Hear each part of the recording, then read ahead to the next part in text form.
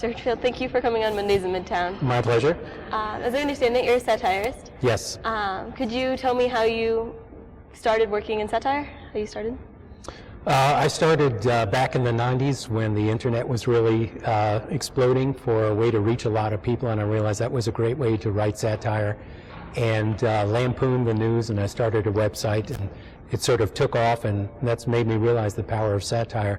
Because satire, as you may or may not know, it's sort of parody with a point of view, so you're actually trying to say something rather than just be funny about it. Mm-hmm. Do you think that satire can help get a point across possibly better than straight serious talks? Definitely, and you know, it just came out last week. Comedy Central just did an analysis about how to reach millennials and college students, and they conclusively found that if you want to reach them, you need to show a sense of humor. It has to be smart, it has to be funny, but having that humor in there is a way to get people's attention. So I got involved in trying to spread a message about the challenges but the benefits of going green and sustainability, by realizing that there were speakers out there who were very knowledgeable on the topic, but they took the approach of being sort of gloom and doom or preachy. Mm-hmm. To me, that's not a good way that you're going to reach a lot of people, especially younger people. So I saw a great opportunity and niche to take a humorous, satirical approach to it, make people laugh, talk about my own experience of trying to go green, and then sort of show the whole big picture of where we're going with humor, but with an underlying positive message. So about your speech, what do you hope that your audience comes away with from your speech, if they only take one thing out of it? The one thing I hope they take out of it is that we really do have a bright green future.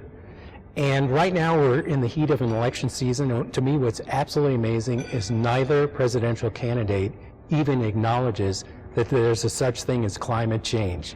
It's like they're too afraid that they might alienate voters in any way to talk about what climate change is doing to us and why we need to move into clean energy, renewable. There's a little bit of pandering to it, but it should be a major issue at this point. And because we have such a stalemate politically on taking action on what to do for the environment and for sustainability and for green, I've run into many people who start to feel disillusioned, like, well, maybe we're not really going to be able to accomplish much in going green. And I've really looked into it, and because of the business side and because of what the Pentagon is doing for a major commitment, to me, I see we're going to have a really bright green future, and it's going to be driven by innovation and technology. We've already done some amazing things on increasing efficiency, and we're going to do even more. We're going to have breakthroughs on different kinds of sources of fuel, breakthroughs on batteries for electric cars. So to me, we're going to go through this real renaissance of innovation over the next 50 years or so, where we're going to substantially decrease our use of fossil fuels. And so going back to what they walk away with, a feeling like, wow, first of all, I should get involved, and second of all, there really is going to be some positive changes coming, and I shouldn't get disillusioned.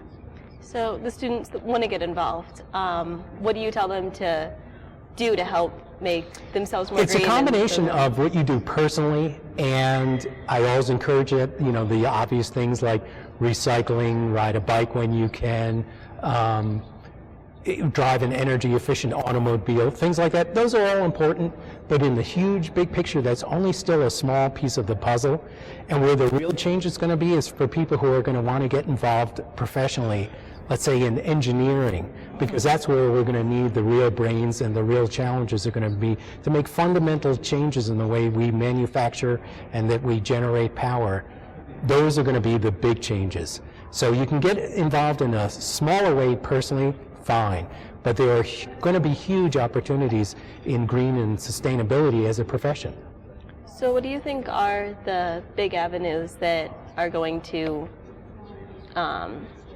allow for breakthroughs in being more environmentally I think there are going to be breakthroughs in fuel sources. There already are with biofuels, such as algae, which can now be grown very quickly, can be done anywhere, and it consumes CO2. There's breakthroughs in development right now about engines that could run on liquid oxygen or liquid nitrogen, which don't even need a spark plug, could change the whole fundamentals of designing an engine.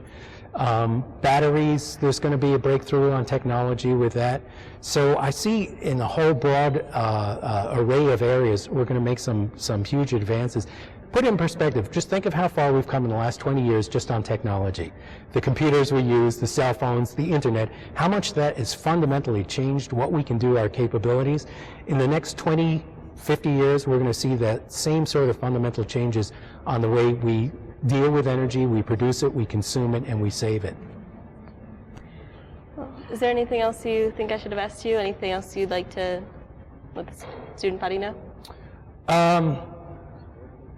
I think it's important for campuses to become more aware of what they can do beyond just the recycling kind of programs. And there's sort of an emerging new field that goes beyond sustainability, and it's called resilience. And campuses are starting to just get involved in it now. And what it is, it's beyond of thinking how you can save on resources. It's thinking longer term, how can we start to think of what changes might be coming in the environment, in energy and food supplies, and how can we be retroactive and be prepared for it?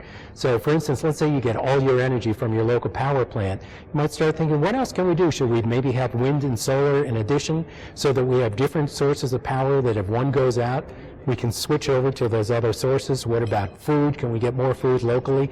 So it's a deeper and it's a broader mindset about planning for the future. And right now around the world, hundreds and hundreds of communities and cities are starting to do this. I think there's a huge opportunity for campuses, for student bodies to get involved for what's called resilience and planning ahead and thinking where the vulnerabilities are, what can be done. And I think that has a lot of promise. Where do you think campuses should start if they want to be more resilient and be more eco-friendly? Go for the obvious ones about their use of energy. Can they do more in insulation? Can they change their source of energy from fossil fuel? Is there a potential to put, wind power or solar power in there? What kinds of things can they do to retrofit buildings to save on energy? And those kind of things can actually make a significant difference. And it's not necessarily expensive to do. Wonderful. Thank you very much. Okay, thank you.